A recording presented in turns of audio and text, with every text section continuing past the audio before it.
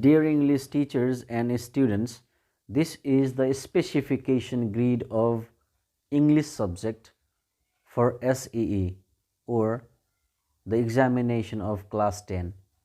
This grid will be useful for the teachers to design standard question paper for different terminal examinations and for the final examination of grade 10. Not only this, but also it is very useful for the students to learn what kind of questions and how many questions are asked in the examination of English subject. Therefore, please read all the information that has been mentioned in the table by pausing the video.